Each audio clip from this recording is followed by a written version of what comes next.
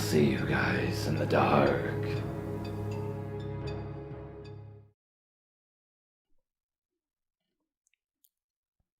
I'm a gay guy that just started his first semester of college this past August, and I'm pretty sure that I have a stalker ending the semester. It all started in early September when I met this guy, let's call him Tim, at a QSA, which is a Queer Student Alliance meeting. We became quick friends, and that week he started to flirt with me, saying we would be a cute couple and stuff to our new friend group, who all cheered it on, and thought that it would be a great idea. I laughed it off because I don't want a relationship, and he hadn't been in one before, so obviously nothing is going to happen. But only a week later, Tim begins talking about how he believed in love at first sight, and how he thinks he's in love with someone to some of our mutual friends. At one point, he went on a date with a guy, Peter, from our group, and Tim ended up turning Peter down because he liked me. I found out about this early September, but I never told him that I did. We stayed friends, and I tried to figure out my feelings for him. I wasn't sure if I liked him as a friend or more. Until one night in early October, we were hanging out with two other friends when he told me that he's about to be heartbroken. And then an hour later tells me that he likes me, with our friend in the room. She got very uncomfortable about that fact. I told him that I wasn't sure if I liked him, and I wanted to take things slow.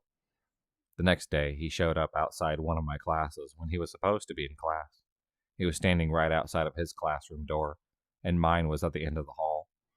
As soon as he saw me leave, he ran to me and started talking about how excited he was to see me, and insisted on walking me to the cafeteria because Tim knew that's where I go after class. A big red flag.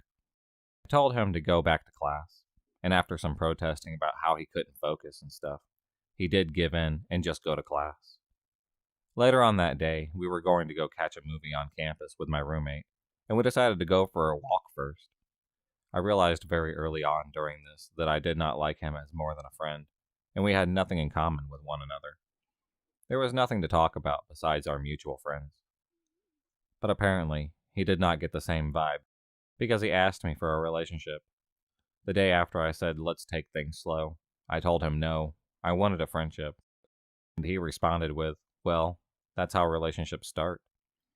The next day I was in a drag show, and Tim came to watch and give me a big hug afterwards, which I hugged him during. Then he decided to sit next to each other with two other friends and watch the rest of the show. We ended up going back to that friend's dorm, ordering some food, and watching a movie. 4 people all night long.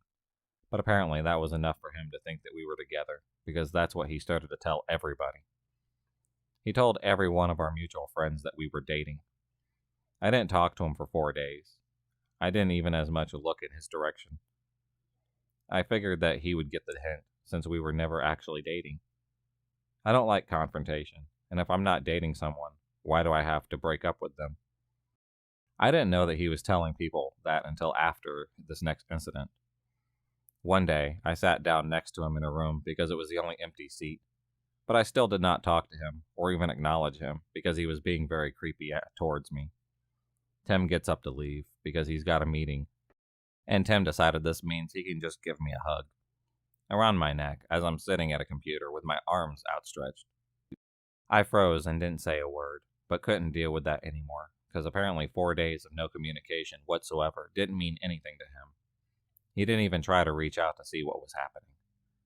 After that day, I tell him I'm not ready for a relationship and that we are not dating. He tells me maybe in the future. To which I shoot down immediately, and he gets a bit upset, but he seems to understand. He tells me to have a great rest of the semester, and I figured that he was going to leave me alone. We were going to still be in the same friendship group, but he didn't have to really be that good of friends. Just exist in the same place. Fast forward about 2 weeks of weird stares and side comments about how handsome I am. I'm not saying anything because I'm the mean guy who broke his heart. And it's the week of Halloween. I get a notification from Snapchat that someone just screenshotted one of my posts. And I check, and I see that it was Tim. A little weird, but maybe it was a mistake. Until I get another notification saying the same thing, on another one of my selfies. There ended up being 6 of those taken over a 2-day period of my selfies that I posted on my Snap story. just by Tim alone. I started to freak out by this point, and I was going to confront him. But then a more terrifying incident occurred. I was sitting at a table with my friend, Anna, and Tim, when Tim pulls out a knife randomly. He holds it to his hand, and he says, "I know that if I try hard enough, this will go through." And my friend Anna tells him to put it away. He just looks at me and smiles as he puts away the knife. Then he goes on to ask if we've seen his Twitter lately, which I had because I was becoming increasingly concerned. He was retweeting posts about how being in love with someone who doesn't love you back. Tim made tweets about how he was still in love with someone and how he wished that the person didn't feel uncomfortable. He also made tweets saying that he was going to harm himself because of people in his life. That Friday, the day after Halloween, I went to a small Halloween party and Tim was there. I got drunk for the first time. 7 mixed drinks, 5 Jello shots, and 3 shots of vodka. I was pretty done in. And Tim took 2 Jello shots. He began to act like he was drunk, but it clearly was an act just to try and fit in since everyone else had been drinking. We decided to play a game of truth or dare, and Tim sat on the ground next to me. Throughout the game, he kept making comments about me and moving as close as he can to me, to the point where I got up and just moved. At one point, Peter was dared to seduce me. After about 10 seconds, we both started laughing and thought that it was hilarious, but Tim got really angry. He started saying how it was making him uncomfortable, and how Peter should respect me, and how I was Tim's. He called me my Tyler at one point. He also got angry at me and my friend Courtney when I to take a Jello shot off of Courtney. I don't even like girls, mind you. Tom basically started to tell me how I should respect Tim and how uncomfortable I was making him. But since I was drunk that night and not thinking properly, and this kid Tim said that he needs a place to crash for the night, my stupid brain offered up my dorm. He crashed along with my friend Peter in my living room. The next morning, when we all got up for breakfast, every single time that I talked, Tim was staring at me. He had done that before, but this time I was scared. He kept making comments about how cute of a drunk I was, and how he wished I was more honest with him. I'm a brutally honest drunk. And again, he kept making comments about how uncomfortable he was when I was touching or doing anything with anyone else. At this point, it started to affect my mental health. Jay had 12 panic attacks and missed 9 classes in 1 week because I was scared that he was going to go outside lecture halls. He had done so before, but he would sit in a chair outside so that I don't know if he would just be there because he likes to wait. I had a breakdown and had to practically be carried to a campus counseling center by 2 of my friends because I was so scared that he would hurt me if I asked him to stop. That day I broke down. I took all of the evidence that I had against him, the threatening tweets, the screenshot post, the threat he made with the knife, to my college's administration building to get help.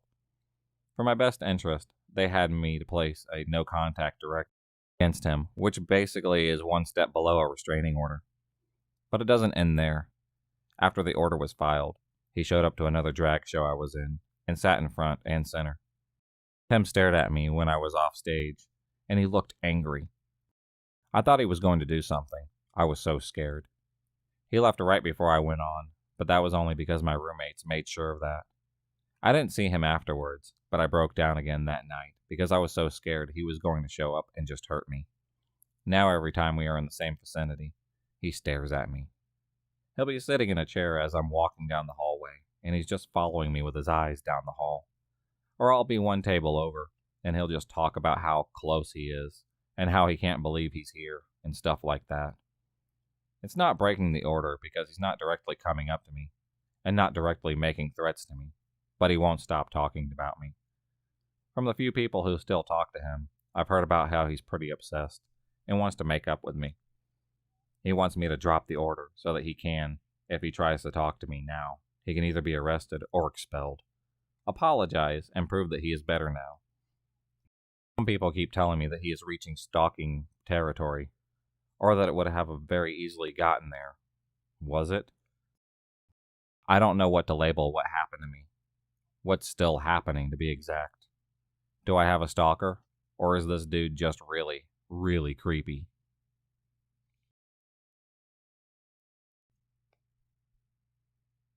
This story begins in 8th grade. For context, I'm a white female and was struggling with really bad depression and self harm in my 7th to 10th grade, 2 years clean. Depression had a big impact on my memory, so some sections of my childhood in this time is completely blank. So this is as close as I can remember, but that might not be 100% accurate. At the end of 8th grade, one of my close male friends, Tom, invited me to his birthday party. There was about 10 guys there, and me with my best friend, who was female. I knew about 9 guys there. There was one that I didn't recognize. This party took place in a garden playground area. We played hide and seek, tag, and capture the flag with fake swords. As the sun began to set, Tom wanted to play hide and seek in the dark. There was a dark tunnel that went from the play structure to the rest of the park. A majority of us started to run to the tunnel to go hide. Suddenly, halfway through, hands shot out and tried to grab people's ankles. I tripped and landed on my hands and knees. The second my hand hit the ground, a foot hit my legs, and I tripped someone else. The hands in the dark laughed as Tim's friend came out from the dark. The person who tripped me turned out to be the person I had never met. We went to a bench right outside the tunnel to check for wounds and patch ourselves up. We got acquainted, and he introduced himself as Davidson Whittaker III. He was polite, kind, and easy on the eyes. We had some stuff in common. His birthday was the same as my father's, and he was outgoing and an extrovert, exactly what I needed to be a more rounded person. The rest of the night was a blur, but we spent most of the night talking.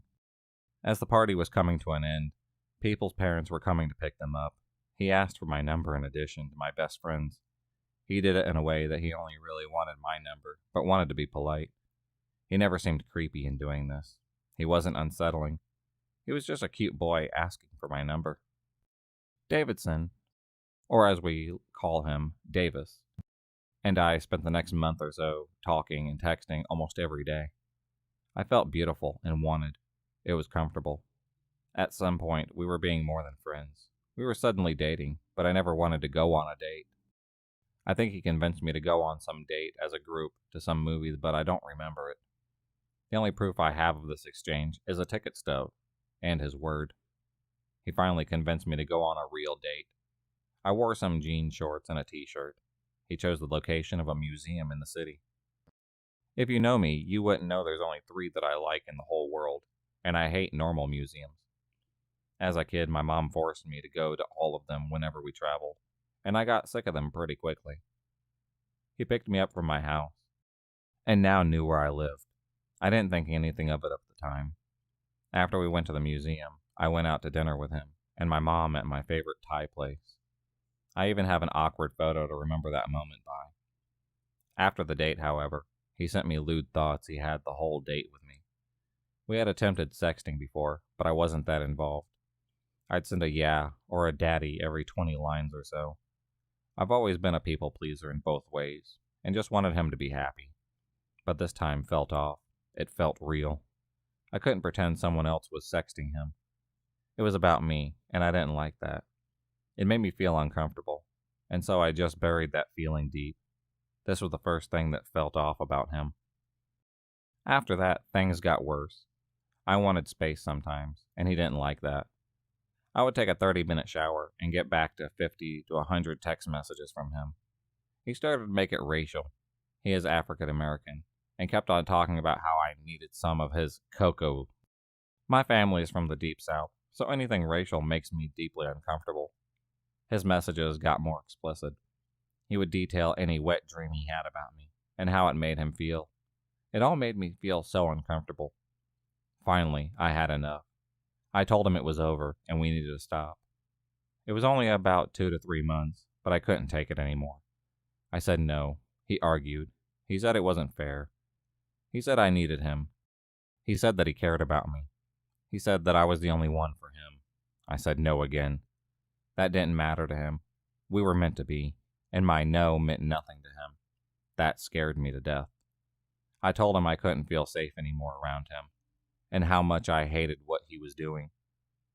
I told him that I wasn't comfortable anymore because he didn't know the meaning of no, because I was scared he was going to do something to me. He said he'd never hurt me. I told him to stay away from me, from my house. He showed up at my doorstep. My parents just invited him in because they thought we were still dating. I was so ashamed it wasn't working out that I just couldn't say anything. He stayed for food before I was able to get him out. I told my parents shortly after he left and never let him return. He continued with the one-sided sexting. He sent nudes. He sent 13 red roses when I didn't talk to him for a week. I threw the roses out the window. I've always hated flowers because they die too quickly, but he never bothered to ask me. He showed up at my doorstep again when I begged him not to. My dad told him through the door to go away as I cowered in our living room. He scared me so much. I was never safe. Every guy around his height with his hair cut gave me a fright. I was terrified he would see me and rape me. I got a boyfriend freshman year. His name was John. A timid guy who I would break if I hugged him too hard. John's heart was made of gold. He'd made me feel safe. Davis persisted. He texted me daily, begging me to stop cheating. He thought we had been dating this whole time. I tried everything, besides disengaging. I told him I was gay now. Not entirely wrong, though. I told him I was transitioning to male. He is very straight, and this was never meant to be belittling trans individuals. Yet what shook him the most was when I gave myself an undercut. Not my hair. He traded it like I was damaging his property. This persisted. Unrelated to him, I went to a therapeutic boarding school into freshman year. I got the help and support I needed because I tried to kill myself during freshman year. I got better and off my depression meds. I was gone from technology and texting for 13 months and 12 days. I thought I was better when I came back, that I had matured and could handle him. I messaged him August 20th, the beginning of junior year, that I thought we could work it out. Almost verbatim, he said, "All those other girls meant nothing. You were the only one for me." And he also said he had been dating since that night in 8th grade. I was naive and thought I was in control. So we tried to make it work. I had 2 rules. 1, you will never ever see me in person. 2, I initiate when we talk. I still felt scared of him, and these rules made me feel safe. He told me he drove by my house every time he went to go swim practice, and that he misses me. I was having none of it.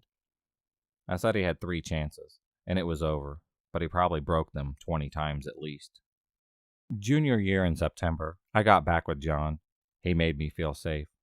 I told him about Davis, and he was nicer than he should have been about my mistakes with him. We laughed at the stuff David said, but deep down, I was still scared. I am scared. I had enough when I was scrolling back through our old messages. I said no, and replied, "But my cock says yes." I told him I was done, and then I blocked him in November.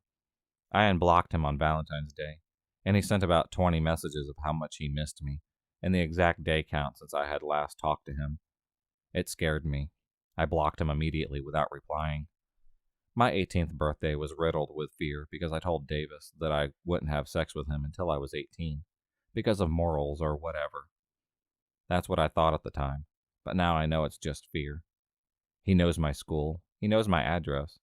My current best friend is trained in martial arts and self-defense for a decade, so I hung to her all day. What should have been an exciting day of adulthood was riddled with fear that he would show up. I haven't unblocked him since last Valentine's Day. I haven't talked to him in almost a year and a half. Yet, I'm still scared some days. Scared that the man who is obsessed with me is right around the corner.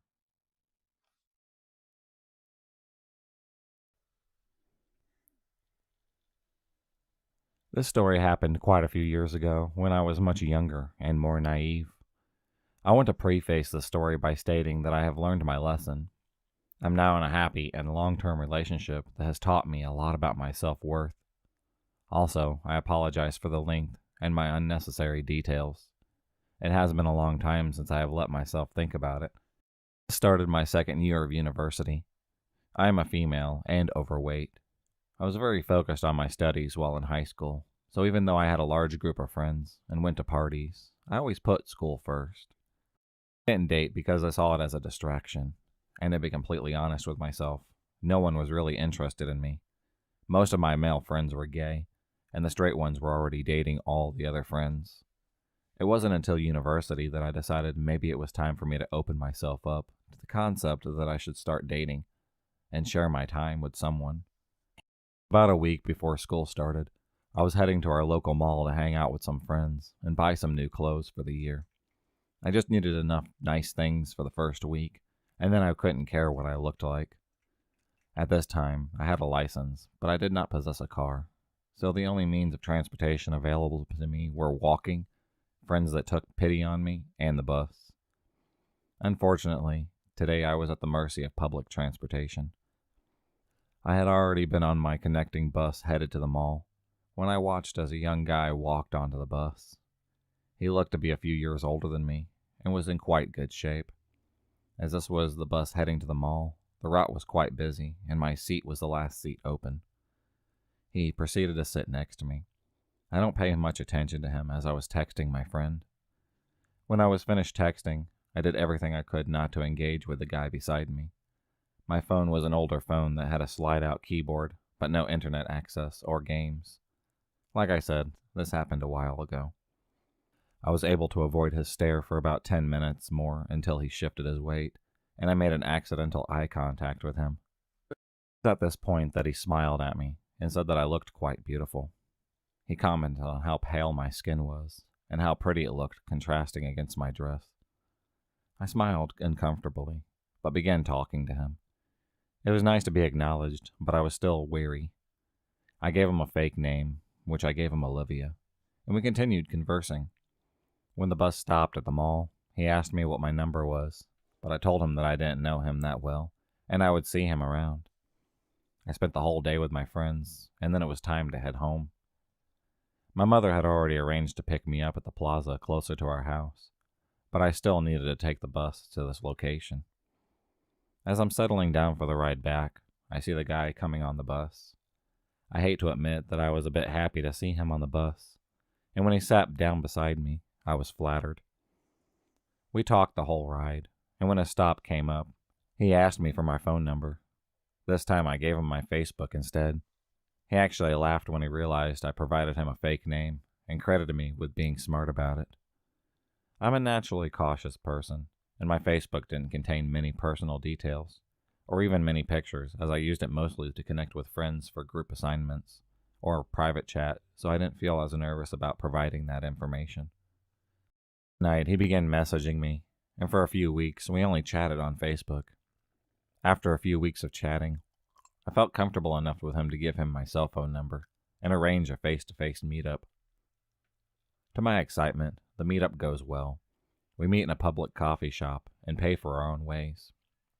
At the end of the date, we go our separate ways, and I actually look forward to seeing him again. We make plans to go on another date, but in about a week.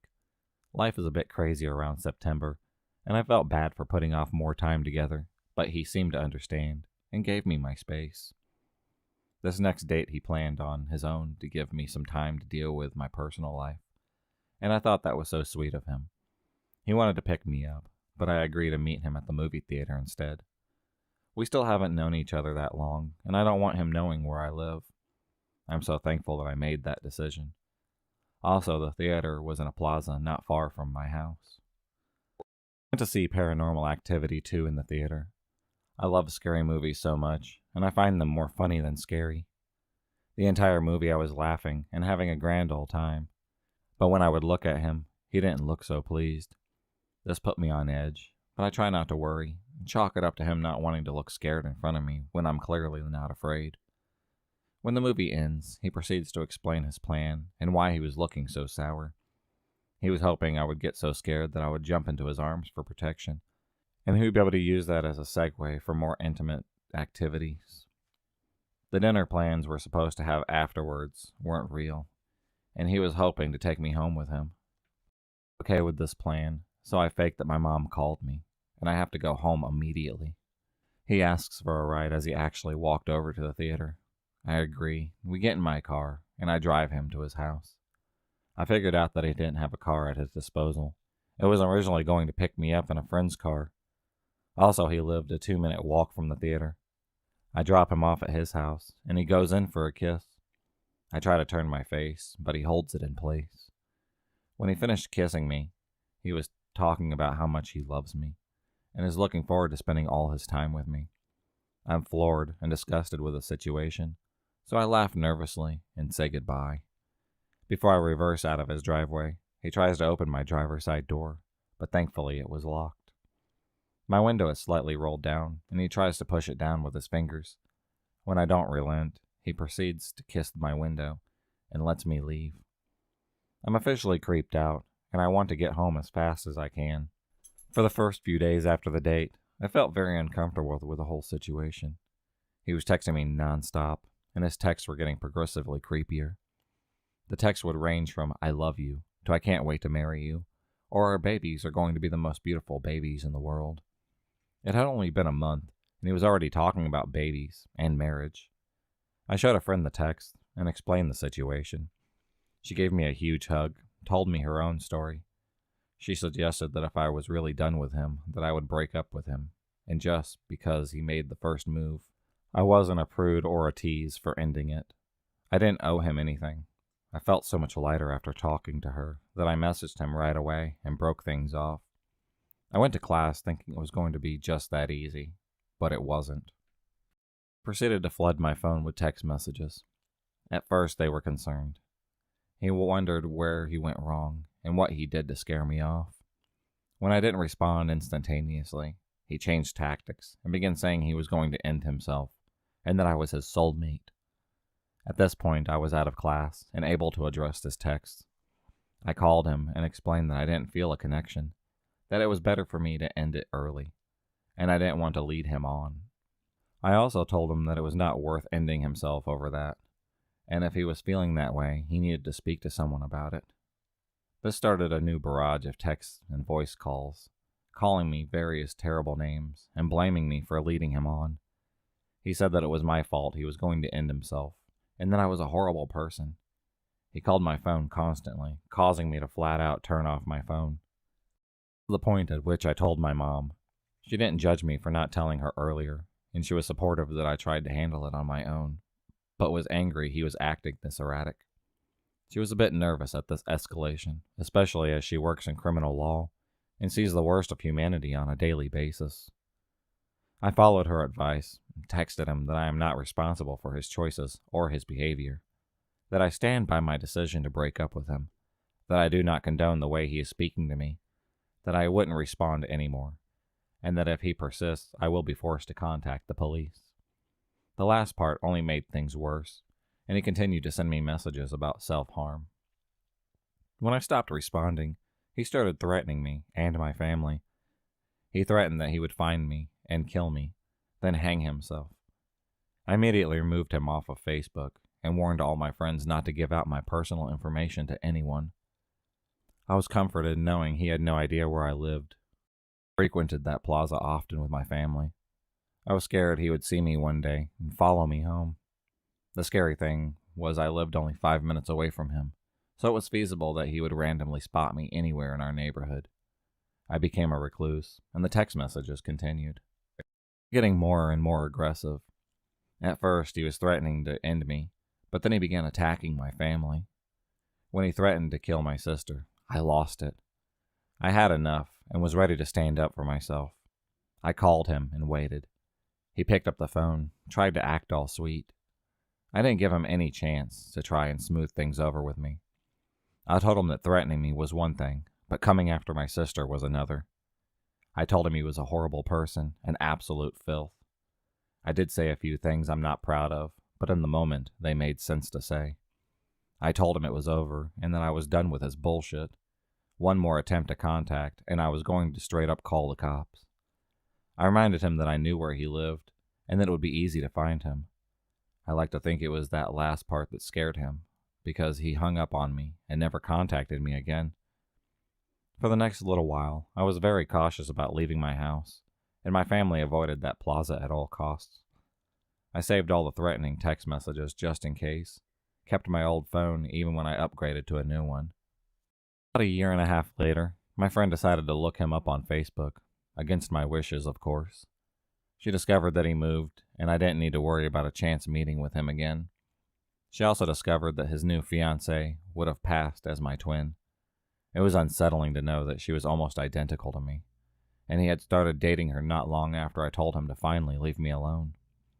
to the guy that professed his love to me and then threatened to end himself and me. Don't ever contact me again.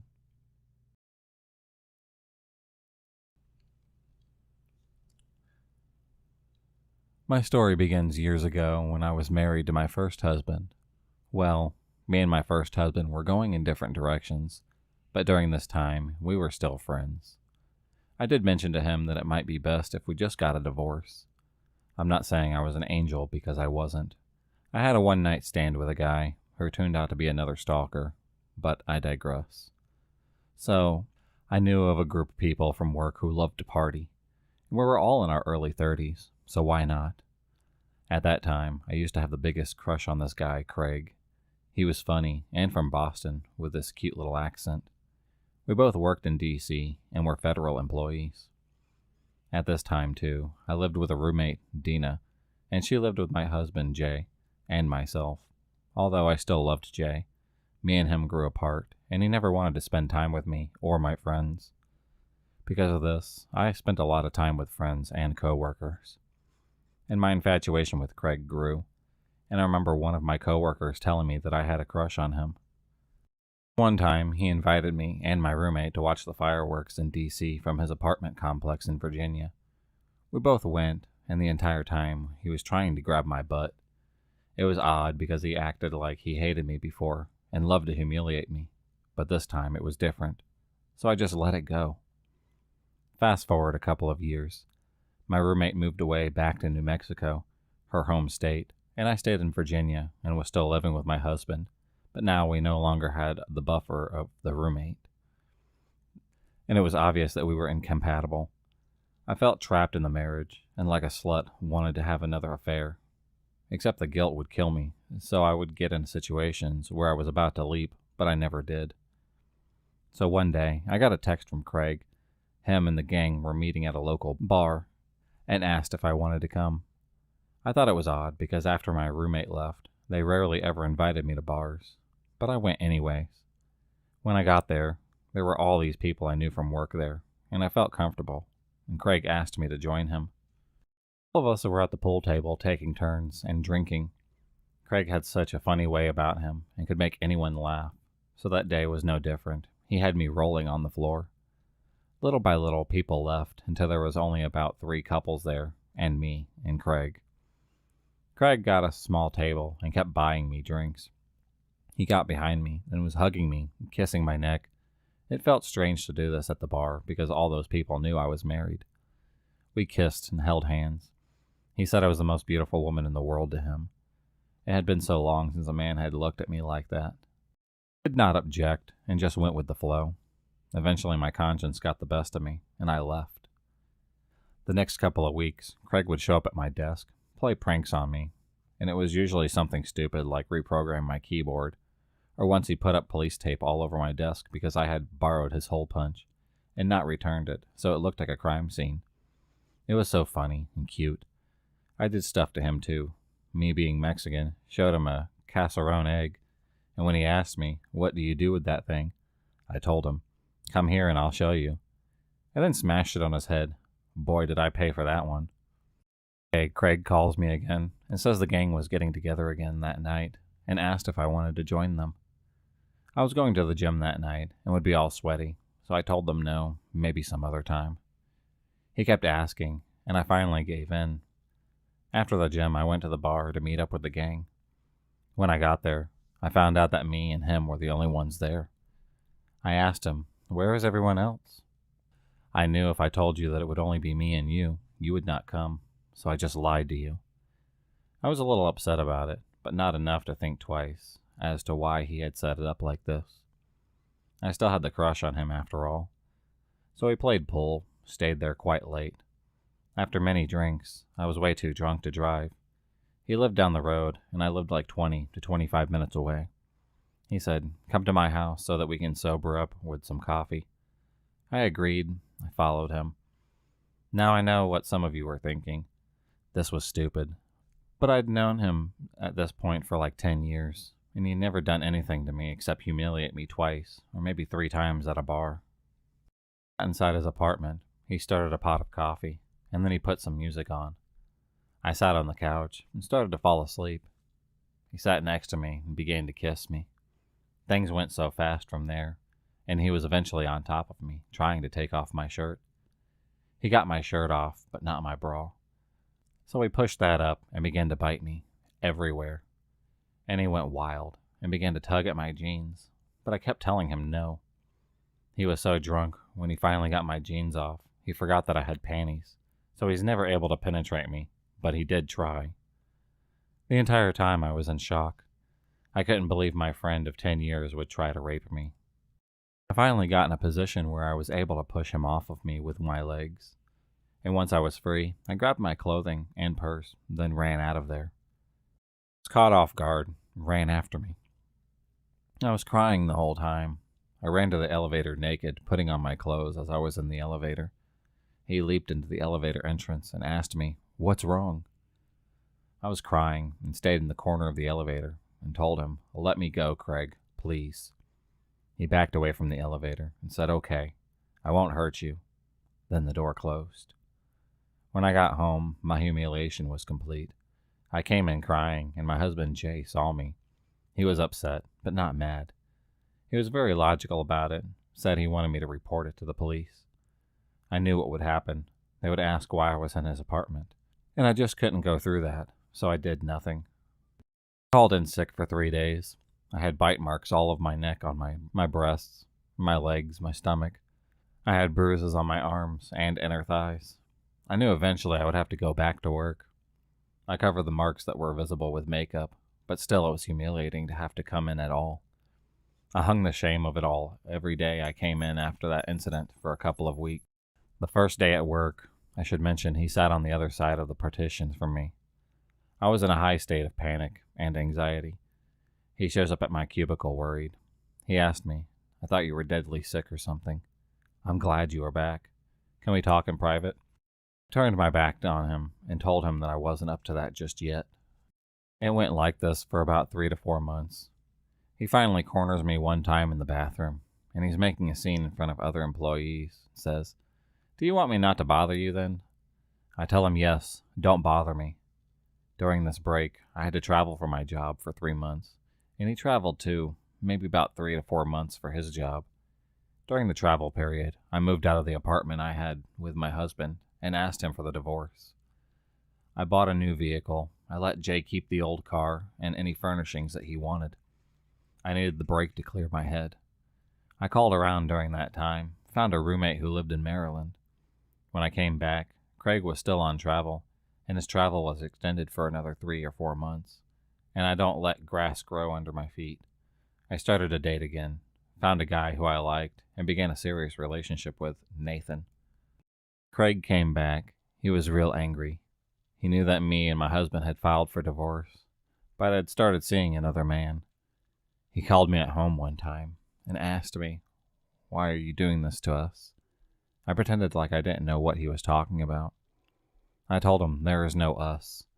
He got real sad, said, "What do you want me to do then?" I told him, "Just date other people." He asked me, "Will this make you happy?" I replied, "Yes." I introduced him to a friend of Nathan's. She was cute, but a handful. She calls me up one day to tell me that he is moving in with her to Maryland. I was glad, but it didn't make any sense. He hated Maryland. He called me later that night and said, "Okay, I have a girlfriend. Now what?" I didn't understand him. "I don't know, Craig. Get to know her better. Move on." He tells me, "Kayla, I have to talk to you." I didn't know what happened that night. I would just get panicky and tell him no. Almost daily he would call me to complain about Patsy and say that he wanted to see me again. I would not tell him where I lived, but he eventually got my apartment phone number and would call that if he couldn't contact me via cell phone. Him and my friend dated, and then I would get calls from her and him about the relationship not working. So I was the mediator. She would call me to tell me that he was being a total jerk, and he would call me to tell me that he missed me and didn't like Patsy. I kept telling them to keep trying. I finally got a call from her. She is crying, saying that Craig was leaving her. He was moving out, and she couldn't stop him. They had only been together like 2 or 3 months. I called up Craig and asked him what was going on. He told me that she's crazy. I can't live with her, not even for you. I'm done. I was mad at him. Craig, you promised to try this time. He said, why can't we be like it was? I would never let him finish, and he said, I need to talk to you, Kayla, please. Some time passes, maybe like 3 months or so. Patsy's still upset about Craig. She asked me to call him up and find out if we can all meet up at a bar in Virginia, where he was living yet again. I called him up, and he says, are you coming too? I said, yes, of course. He continued, I'll do it if you promise me you will talk to me about that night. I agreed, but I told him, but you need to promise me that you will be nice to Patsy and show her a good time. He promised me. I showed up at this bar. I came in with Nathan in tow, and Craig was pissed off about that. He showed it by saying, you didn't tell me that you were bringing him. I said, well, you never asked. So we all sat there in silence. After about 30 minutes, Craig pulls on my arm and says, you promised me a talk. I tugged my hand back and said, you promised me you would be charming. And suddenly he was the most charming guy in the room. He had everyone laughing, and it was just a hoot. About 30 minutes go by. He tugs on my hand and says, okay. I kept my side of the bargain. Now let's have that talk. I told everyone that we would be back. We went outside, and as soon as he had me alone outside, he had me pinned to the wall with both hands on either side of my head. He says, you owe me an explanation of the day that you ran out on me. Him talking to me so close to me brought all the pain and humiliation back to me. I said, Craig, you know what happened. He said, Kayla, you know how I feel about you. I told him, stop it. You know I'm still married. You know I told you that I was trying to save my marriage. When I came home that night after seeing you, Jay saw all those bite marks and bruises on me, and he wanted me to call the police on you. I wouldn't do it because I felt loyalty towards you, and I couldn't believe that you had done that to me. He leaned into me. What did I do? I began to cry and said, you tried to rape me. He was truly shocked and said, no, I would never hurt you. I love you. I have loved you for so very long. Everyone we hung out with knew that I loved you, but I knew you were married, so I waited. And then I heard from your roommate that you and Jay had talked about splitting up. I thought that your marriage was over. I told him it could have been so different if you hadn't done that. Now I can't let my guard down with you. I can't trust you. You become this mean, spiteful person when you drink. He began to cry. But I love you so much. I told him I can't love you because I can't trust you. After this conversation, he left. 3 months after that, he moved to a different agency. And 6 months after that, I heard he got married, and then he moved to England.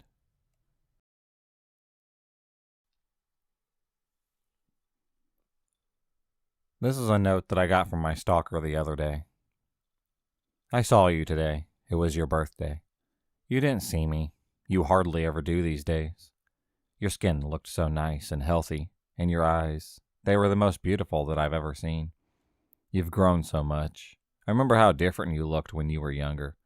I remember the day that I first met you. It was 4 years ago. I was sitting at my desk, head down, listening to the teacher rattling off names for attendance. The teacher called out a name that I didn't recognize, and a stranger's voice answered behind me. There was a new student. The teacher didn't pause for a second, just continued calling out name after name. I turned my head to where the voice had come from. I saw you, a pale thing, so thin, your eyes so red, at a seat that should have been empty. I saw the fireflies flying around you, flickering, dozens of them never straying far from you. I saw them going through you and coming out through your skin, like you were a mist to them. Can you believe I thought you were a ghost? No one else seemed to acknowledge the new stranger sitting at the back of the class. Class after class, hour after hour passed as I waited for something to happen, for someone to just notice you, for you to leave, for you to let out a ghoulish scream and claw at me like the horror story I was certain I was in. But nothing happened. Teachers came and went. My classmates laughed and slept, and you just sat there. The bell rang for recess. The other kids ran to their mundanities for the day, leaving me and you together in the empty classroom. You stood up and pulled a chair from the desk next to you, making it face your desk. You turned your head to me and spoke. Well, you're slow today. Come on, ask me your questions. I don't know why I didn't run away screaming at the moment. Probably would have turned out better for me in the long run, but let's not speculate. I guess at that point in my life, I was pretty bloodily lonely. I figured there was only a 50-50 chance you'd eat me, and the other 50 was that someone wanted to talk with me. Kid priorities don't make sense to me either these days. So I went along with the flow. I walked over to the desk, sat down on the chair you pulled for me, and asked my question. What were you? You told me that you didn't know. You said that once you were a child, just like me, with parents and friends. You used to go to the same schools as me. Then one day, one ordinary day, when you were 10, you just woke up and you were like this, covered in fireflies, and no one can remember you the moment they concentrated on anything else. No one, not even your parents. You told me of how I'd notice you every day, how I'd think of you until recess every day, how I'd come to you every day, how we would talk every single day, how we would meet for the first time every single day for the last 3 years, about how I'd forget the instant I walked out of the room, how everyone would forget you, how the fireflies would make them, how for the last 3 years you'd been alone. Your story was very hard to believe, so I didn't. I asked what reality prank show that I was on.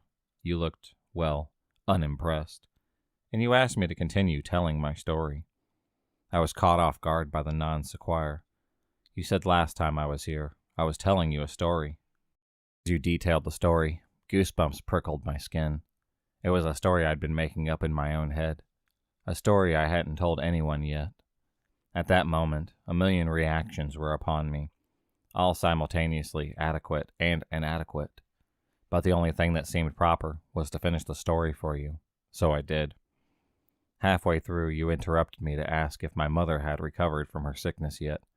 I had to shake my head, a bit ashamed at the fact that I shared this private matter to a stranger. The story ended only a few minutes before recess. The next class was in another room. You told me to go. Your readiness took me back. You seemed so accepting of your fate, like you'd already gotten used to the idea of being forgotten forever. I was a kid back then. I wasn't a particularly smart kid, and I was probably on the onset of a crush, so you can excuse what I did next as an example of my childhood stupidity. I grabbed my scissors, pressed it against my arm skin, and dug in. I pushed it forward till the cut formed the shape I wanted. Letter by letter, I drew your name. Just so you know, I don't regret that. Don't get me wrong. Kid powers might have made me do it, but it sure as hell didn't make the pain go away. It was one of the most painful experiences of my life. But even then as a kid, I thought what was happening to you was unfair. I remember how your eyes looked when you saw that, the confusion. How strange it was for you that anyone would want to remember. I remember that look so clearly. When I woke up the next day and saw your name on my arm, I remembered you. I didn't forget. That day, for the first time, we had a conversation that wasn't one-sided. You said no one had ever done anything like that before, and suggested I might have a mental illness. I won't deny it. That drew a little blood. As you talked, a creeping thought came into my head. Did you prefer it when I didn't remember? That night I was sitting up on my bed, staring at your name on my arm, wondering if I should cover it up so I couldn't see and give you back your privacy. Then I heard a crash. I looked up to see my bedroom window shattered and a dirty rock on my floor. I looked out of the cracked window to see a dark figure on my lawn. You were outside yelling about how we should hang out. It took me a while to get used to how bad you were at talking to people. Years without practice made you quite a bit rusty. That was all right. We had a lot of time. For the next 2 years, we spent most of our free time together. Most of the time, we just talked. You told me an aspect of your life and how you lived. You still stayed in your old house. Your parents never noticed the food that had gone missing, never noticed the extra room, or that you'd stolen the extra keys. One night I confided in you that I was beginning to think you were part of an imagination, Fight Club style. After all, what could you do to me that I couldn't do to myself? You spent the next month or so trying to leave bite marks on my ear or neck to prove a point. I still have a few scars on my ear, so I guess you did. Looking back, I can see the warning signs even then. Your skin seemed to get worse and worse, paler and paler, and you'd rub your eyes raw. It was in winter we had our wake-up call. The morning began like any other. I woke up and brushed my teeth, started searching for clothes to wear. It was a winter morning, and my room was dark, so I didn't see your name on my arm. The cold sent shivers through my body and pulled out a long-sleeved jacket. A small bell rang in my head. Don't you usually roll your sleeves up? Yeah, and why did I? That was annoying. I finished tidying up and headed to school. On the school bus, I felt oddly content, like something I'd been worried about had just happened or disappeared.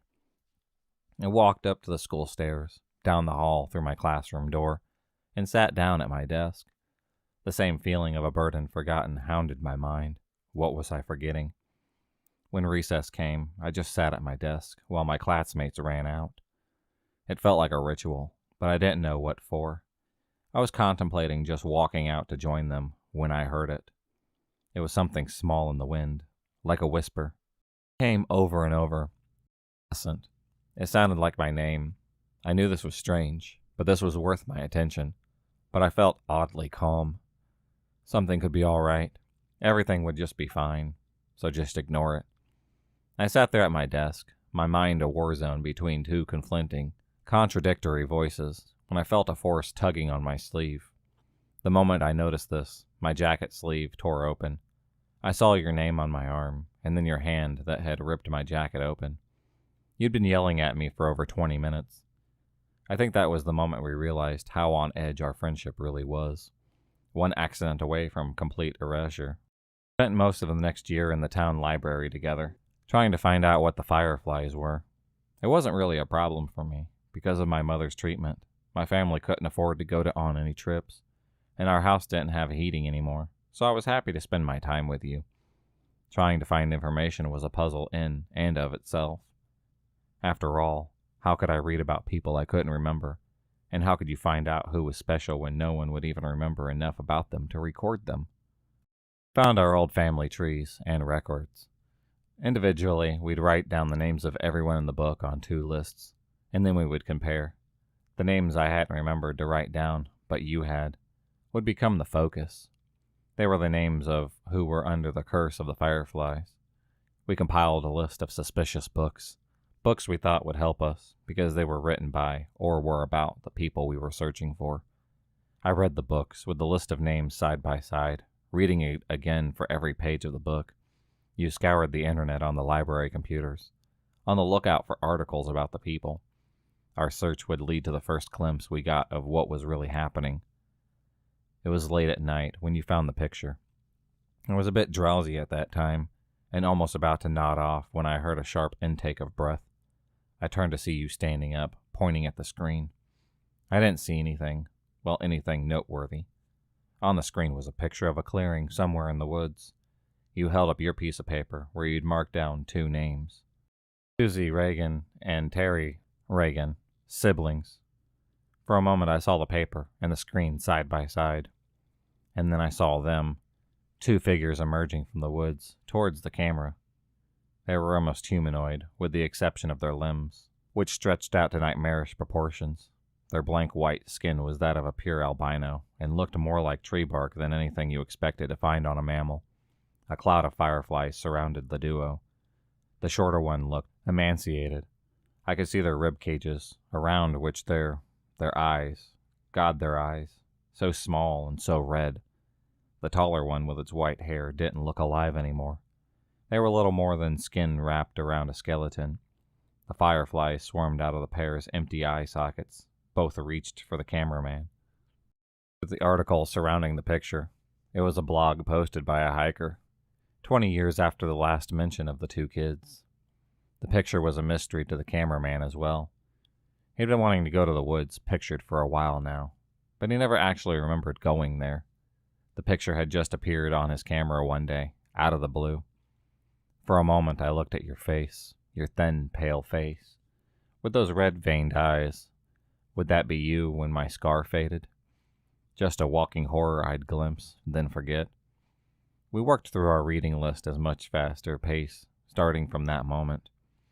Maybe we should have gone slower, At least every book, every website we'd left untouched, promised some hope. The books that we finished and tossed aside promised nothing but the clearing in the woods as one's future. And we tossed aside a lot of books. I believe I tore through 3 of my reading list before I stumbled across the journal. Oh God, that horrible journal. The journal used to belong to a mental patient named Joey, who claimed to be a serial killer. He was locked in an asylum when the police discovered his supposed victims never existed. He was diagnosed with a need for attention and shoved away. They should have electrocuted him. They should have fried him until his flesh melted. In the journal, he talked about how he carried out his victims' ends. He knew things, bizarre and disturbing things no one else knew. He knew of strange creatures that lived in the woods. Of them, his favorites were the fireflies. I'm not going to tell you how he summoned these things. I trust you. I trust you more than anyone. But a thing like this belongs to the ground more than it ever will to the human mind. In the end, it's sufficient to know that these things were not fireflies. Joey just started his ritual by taking a kid, anyone that he pleased. He would take them at any time, in the dead of night from their own homes, or in broad daylight from their front yards. It didn't matter if he was seen. He'd take them to his house and drag them inside.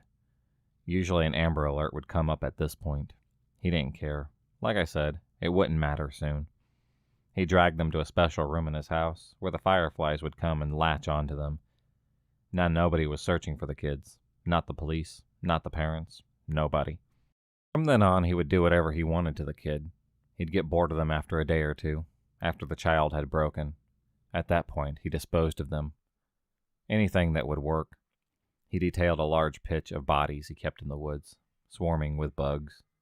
One day, I guess he got bored of that, and he went right to the police station and turned himself in. Not on account of guilt, no. He just wanted someone to know about the stuff he was doing. I don't get the wrong idea. He never stopped doing it with kids. The asylum doors didn't stop him from doing what he liked. It just made him improvise. He made a new way. He modified things, so the fireflies could survive, just in a dormant state. When a child, he specified the age, would approach the swarm, it would latch on and begin its effects. I wish I would hate him in peace. I wish I would see the world owed him nothing, but that wouldn't be true. He detailed a way out. On the final page, there was an exact explanation on how to get rid of the fireflies. You must have seen something in my face, because at that moment, you asked if I had found anything. I said no and just closed the book. A few minutes later, you shut down the computer. You picked up the last book and went through it yourself. When you reached the end cover, tossed it aside. I asked what we should do now. You said that it was all right. I could go home. We'd talk about it in the morning. I stood up and walked past the shelves of books. I headed for the library entrance, but stopped right outside the door and waited. I waited until I heard the sniffling sounds. I sneaked back to our table, where we were quietly sobbing. You had your head in my hands. I sat down as you raised your eyes to me. You said you wished you'd never met me. How happy you were you had nothing to lose. How I just ruined your life. You've never really gotten better at talking to people. That was the worst love confession I'd ever heard. I remember how we kissed that night. I remember your hands gripping my hair. I just remember that kiss. I wish it could have just been a kiss. I'm sorry that I ruined the moment. When my arms were around you, I was close enough to steal a firefly without you noticing. I remember holding the firefly in my hand. I remember how it struggled until it didn't, until it was a part of me. The fireflies shifted. They came over to me and just left you. For the familiar look in your eyes, the confusion. I never wanted to see that confusion in your eyes again. You deserve to be loved, and you deserve to know that. I wasn't really living anyways. You reached for me. I pulled away as the last lights of recognition faded from your eyes, and then you were staring at a stranger, walking away into a crowd of strangers. That was a year ago. You've gotten so much better since then. You have so many friends now, so many people at your birthday party. You also looked so healthier. I haven't been as fortunate. My skin's gotten a lot paler. My eyes hurt all the time now. I couldn't go to school like you did all those years. I haven't wasted my time, though. I found Joey's pit. There's a grave for those kids now. Without me, my mom could afford her surgery. She looked so happy. Just yesterday, I saw her playing with my baby brother. I saw you crying yesterday. You were with your friends, laughing. For a brief moment, your eyes met mine, and they were so wet. I think I'm going away, for good. I think you're not going to be happy if I stick around. I'm so happy I've met you, even if you can't remember me.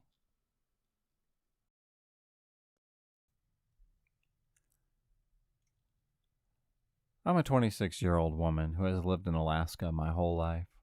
This will become important later when you see just how far this person would go to try and be with me. This all happened a few years back when I was in college. Like any woman at that age, I made a grave mistake of attempting online dating to disastrous consequences. I was using OkCupid to try and find a potential partner, but I also had it listed in my bio that I was looking for friends.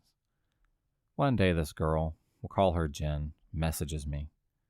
She seems nice, and we got to talking and really hit it off, but I made it clear that at the time I wasn't looking for a relationship due to being preoccupied with work and school. I should preface the rest of the story by saying that I like to help people, and it's really hard for me not to. Honestly, it's been the biggest flaw that I've had over the years. It was a contributing factor in multiple abusive relationships I've been in before, and since this incident. Anyway, the result of this has been that I tend to drain myself to try and help others, and it attracts unsavory and unstable people. We started going into conversations about our various interests, and eventually we stumbled across gaming as a mutual one. Jen suggested that we play this new game, Ark Survival Evolved. Cursed rune of a game that wasn't very well optimized for any system. To be honest, it was an absolute dumpster fire of a game, but at the time I thought a lot of potential.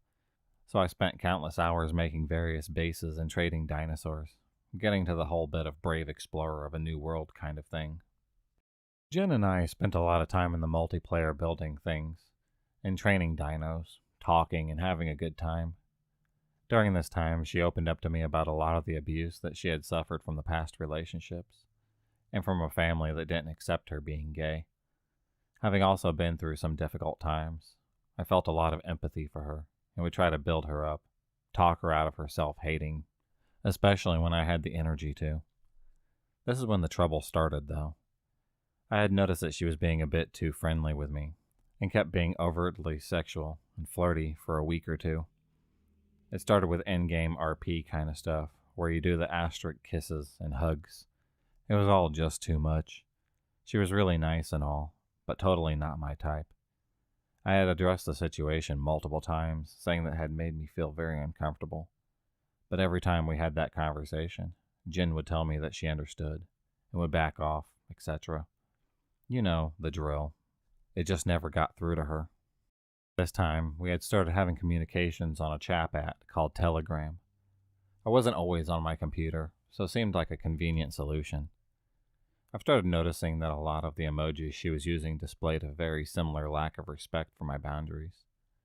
Just as before, I had mentioned to Jen that it made me uncomfortable. I knew she had a lot going on upstairs, but me being me, I have always been a very gentle soul. It's always been very difficult to set firm boundaries, and to keep those especially when someone is suffering. One weekend was very packed with homework, and a double shift at work. I ended up getting home very late. I booted up the computer just to check some emails as I ate my dinner of top ramen before zonking out. When Steam loaded up, I noticed that I had hundreds of missed messages and comments, all from Jen. Started from the top, and as I read through things, became more progressive and more out of control. By the time I was halfway through, every other email was either calling me names or threatening to end herself if I didn't reply. I had seen enough, so I just sent a message saying that her behavior was unacceptable, but I can't be friends with someone who is going to be abusive like this. I blocked her on Steam and on Telegram. This is when shit really hit the fan. About 30 minutes later, my phone starts going off. Mind you, this is about 12:30 a.m., so that would make it about 3 a.m. for her. She called my cell number with what she had saved from the Telegram. She was absolutely out of control. From that moment, I picked up the phone. She was screaming obscenities and slurring at me. First with confessions of love and desperate pleas for me to unblock her so we could just be friends again, and that she would make it up to me and all that crap. I tried to explain to her what she had done was out of line, and that I just didn't have the emotional capacity to go through another abusive friendship, but she was having absolutely none of it. I did the only thing that I could do. I ended the call and blocked the number. 5 minutes later, I get a call from an unrecognized private number, and I pick it up, knowing exactly what I was in for. It was her again, calling from her parents' landline.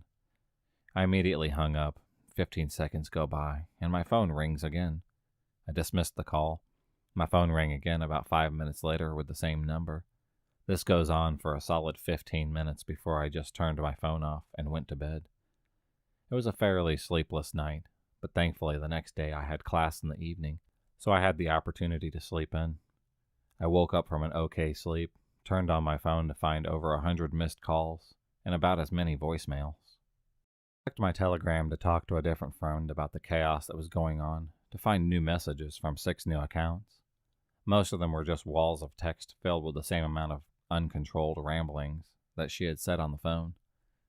They were the text of someone who had completely lost it, all over the place in tone and message, switching back and forth between "I love you" and "insert slurs here," with little regard of spacing, punctuation, capitalization, or general legibility.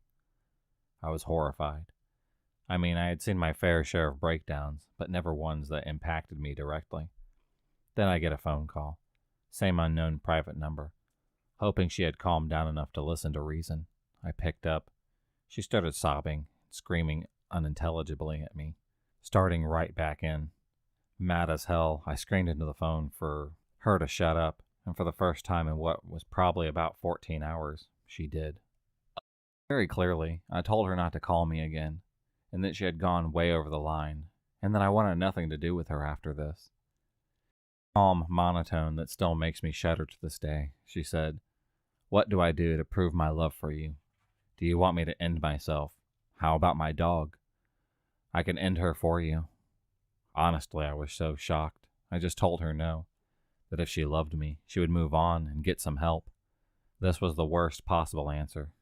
Immediately, she started in again screaming, so I just hung up, turned off my phone. Fuck, I'm shaking again, just remembering this all.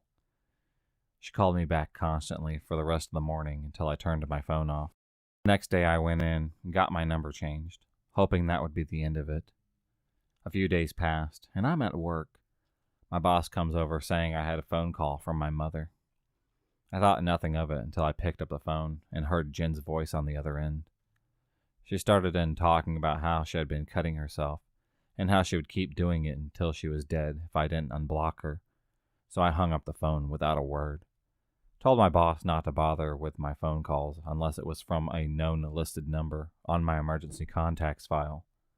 With my new phone, I set up Telegram again and started going through blocking all of her alternative accounts, but that still wasn't the end of it. For about 6 months after this whole thing went down, every few weeks I would get a new Telegram contact on a new number, begging me to unblock her so that we could be together. I know it's not some big climactic end, but honestly, what could I do? All I knew of her at the time was that her first name, screen name, and state. If I had reported it to the police, nothing would have been done anyways. The cops here don't take kindly to queer people like myself, so I just didn't want to risk any BS with them. I have more tales of internet fuckery, but this is by far one of the most jarring that I encountered. Sorry if it's not all flared up. It's just the boring truth. Oh, and to Jen, the out-of-control lesbian from Ark Survival Evolved, I hope you've gotten help, but please, never contact me again.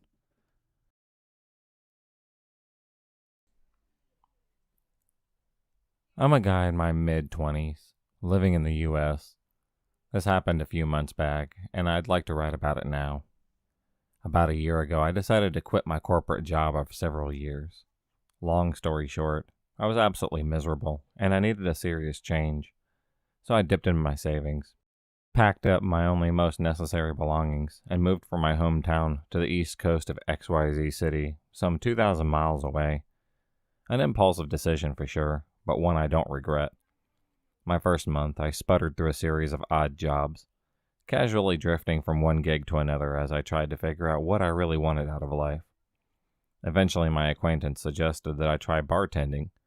At the time, I had no experience at all, but I thought, fuck it, why not put yourself out there? Couldn't hurt to try. I applied to all the LGBT bars in town. I'm gay, by the way.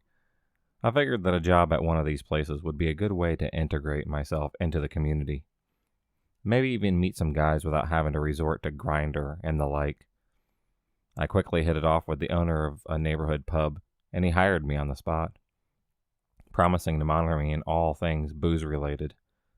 The following months were some of the best of my life. Met a lot of good people, gained a lot of perspective. I'm now starting grad school, but I still work at the same bar a couple nights a week. That's where the following incident occurred, a few months ago. I should mention that this bar is on the corner of a main road and a quiet side street. That's pretty important for later. Anyway, around 5:45 p.m., I parked my car halfway down the side street, which at the time was lined with cars, and I walked back to the pub.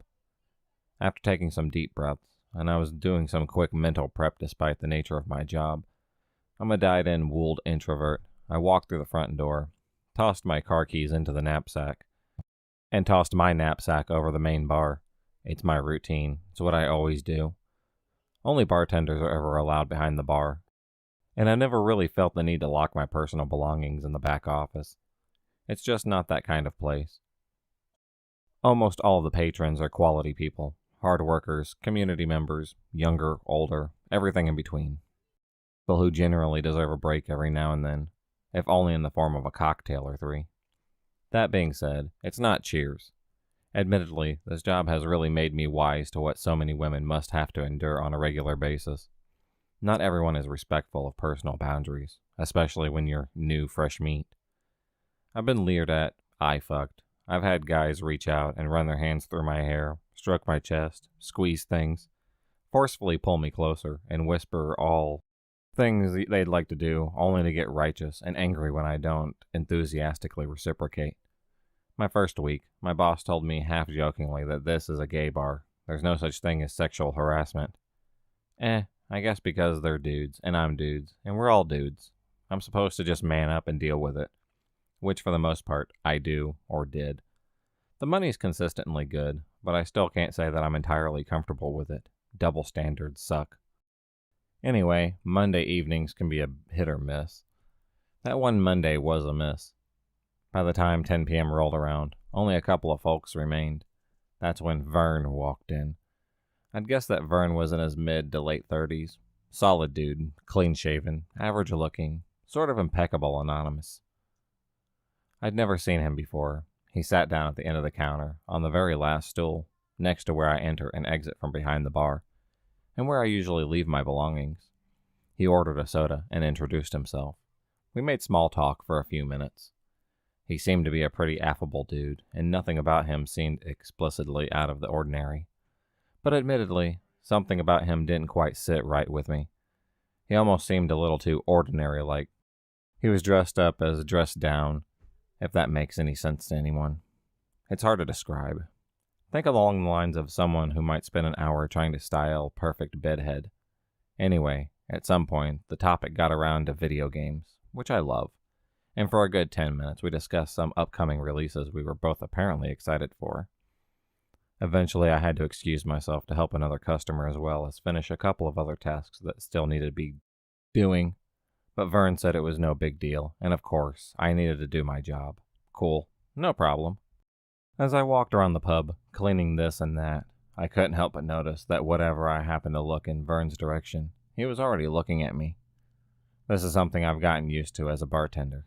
But again, something in particular just didn't sit right. Sometimes he would look away, but most of the time he wouldn't. Giving me a tiny, impenetrable smile. This went on for a little while. Nearly 2 hours to be exact. I'd walk up to him occasionally, ask him if he needed anything, and we'd have a brief exchange. I'd go back to my other duties. He'd just keep on staring. So on and so on. In all that time, he only ordered one more soda, and he didn't talk to anyone else. He had his smartphone on the counter in front of him, but I never once saw him look at it. As I said before, I've experienced way worse. so I figured that he was probably socially awkward, or maybe just lonely. Whatever he was, though, wasn't subtle. By midnight, Vern was the only person still sitting at the bar. There were 2 guys playing pool in the back room and out of sight. A few guys smoking on the patio, but Vern and I were the only ones in the main room. In that sort of a situation, I'd feel rude to not chat up the only person left in the vicinity. It's part of my job to make people feel welcome, after all. But despite it being a super slow night, I felt drained, and I just couldn't find the energy to strike up a genuine conversation with someone who was making me feel like I was on a full display. I figured it would be a good time to go to the storeroom and grab a few cases of beer that I had to restock soon anyways. I excused myself and told Vern that I was going to the office and would be right back, but if needed anything, he could holler at me. When I made it inside the office, I immediately felt a sense of relief, like I'd finally made it backstage after a gruelingly long performance. It took me about 30 seconds to grab the stuff that I needed, but I decided to sit down and screw around on my phone for a few minutes, enjoying my solitude. I stayed there until it felt like I had been away from my post for a long while, at which point I grabbed the beer cases and headed back to the bar. To my surprise, Vern was gone by the time I got back, and there was a 20 under his glass. I felt suddenly guilty, not because I'd just made money off of him, though of course that was appreciated, because maybe he really was some horny closeted dude who didn't know how to interact with other guys, and maybe the money was his only reliable way of expressing gratitude for the company.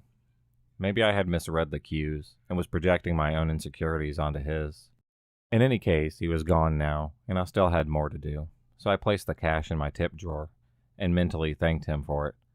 I began going about my tasks for the rest of the shift and quickly put Vern out of my head. A couple of hours later, around 1 a.m., I escorted the final stragglers outside and closed the front door. I work alone on Monday nights, so it usually takes me a little less than an hour to finish my tasks after closing. As per usual, I put on some chill music and went on autopilot. I finished everything around 2 a.m. After turning off the last few lights, I grabbed my knapsack, set the alarm, and headed out the front door, which locks on its own. I started to amble down the street towards my car, the only one left on the block. All I could think about was how badly I needed to pack a bowl and jump into the shower. When I reached the back door of my car, I absent-mindedly yanked it open and threw my knapsack into the back seat, slamming the door closed. I stepped up to the driver's side door and pulled the handle and climbed in. Only as my ass made contact with the seat and I reached my hand towards the door did I realize I hadn't taken my car keys out of my bag. I never actually unlocked my car. A wave rolled over me like I had jumped into the ocean, and I saw something in the peripheral of my vision. I fucking kid you not. There he was, just fucking sitting there in my passenger seat. I'm not at all ashamed to admit I screamed. The driver's side door was still wide open, but I didn't and couldn't move. I just stared at him, dumbfounded. "Sorry, I didn't mean to scare you," Vern said. I didn't immediately respond, so he quickly followed up with, "I thought we could hang out, maybe play some games together." Then, like it was fucking nothing, he handed me my car keys, which he had obviously stolen out of my bag during those minutes I was in the office, and apologized again, presumably for having my keys in the first place. Then he offhandedly gave me an address and said that he didn't live far away if I was interested. I'd like to say that I was this close to grabbing him by the collar and beating the shit out of him, but something in my gut urged me strongly to play along, to pretend like this situation wasn't completely insane. The street was deserted. I had no idea if he was armed, how unhinged he was, etc. Too many variables to count. "No worries, man," I said casually. Kind of like he was an old childhood friend who'd just flown into town to surprise me on my birthday. "Just wasn't expecting to see you." I had no idea what I should say. It might have been a stupid decision on my part, and there were probably 1,001 things that I could have done instead, but I tried to genuinely meet him halfway and just be as gracious as possible. As calmly as possible at that. "That sounds cool, but it was a crazy long night for me, and I'm really tired. Can we rain check on that?" A few silent moments passed, but I suppose I sounded genuine enough because he crossed his arms and simply said, "Okay." I asked him if he had his car parked nearby, and he said no. I didn't press the issue further, and again, dumb, I told him outright that I'd be happy to drop him off at his place, at which point we would trade numbers and make plans in the morning after I've gotten some sleep. Somehow appeasement seemed safer than flat-out confrontation, or running away, or suggesting Uber or whatever. I didn't want to offend him or make him feel like he was in the wrong. I had no idea what he was capable of, whether he was actually dangerous or just an alien from another social dimension. He quietly agreed to the ride. It was the longest 10 minutes of my life. On the way, I asked him about his day and what games he liked and other random stuff. I mentioned multiple times that I was really glad to meet another gamer, and it'd be fun to share the hobby with someone else. Basically, I said whatever it took to keep the conversation light and flowing. But he didn't say much at all, aside from occasionally directing me left or right, and whatever he did say had a sort of petulant tone to it. I felt like I was driving home a psychopath toddler whom I'd like to refuse McDonald's to. He looked out the passenger window the entire ride. Occasionally I would glance over at him, but mostly I tried to keep my eyes forward, because I found that focusing on the road made me feel more centered. Of course, a part of me wishes now that I had acted more assertively, whipping around a sharp turn and sending him flying effortlessly out of the window. No, something badass. But being friendly and accommodating was really the only thing that seemed appropriate at the time. My grandfather says kill him with kindness, and I disagree that that's always the right solution. But it's what I did that night, and it worked. I considered driving directly to a police station, but I wasn't terribly familiar with the neighborhood, and I didn't want to rile him up by taking out my phone. Before long, we arrived at the destination, which was a small park in a suburb that I'd only driven through a couple of times previously. He said that he'd walk the rest of the way, and at his request, I brought the car to a stop on a corner. There was a short, somewhat terrifying lull before either of us said anything or made any sort of move. I offered to put my number in his phone, but he refused and simply said thanks, then got out of my car. As soon as he closed the door, I hightailed it down the street. I drove aimlessly for about a mile before I pulled over and just idled on the side of the main road. I sat in silence for a few moments and then called my boss, who at this point is a good friend of mine. Honestly, I didn't care that it was after 2 a.m. at that point. He picked up after a couple of rings, and I quickly regurgitated everything that had happened. He was a good sport about it and just didn't play it off for laughs, instead expressing legitimate concern. We had a mandatory staff meeting that week in which everyone was told they needed to be on guard, and how the bar would be installing several cameras for extra security. Thankfully, I haven't seen Vern again since that night, nor have any of the other bartenders. So Vern, I really hope that we don't see each other again, at my bar or anywhere else. I have bear spray now, and I'm definitely not afraid to use it. If you enjoyed this video, please subscribe, like, and hit the bell for notifications on future videos, and become a stalker of the night, and I'll see you next time.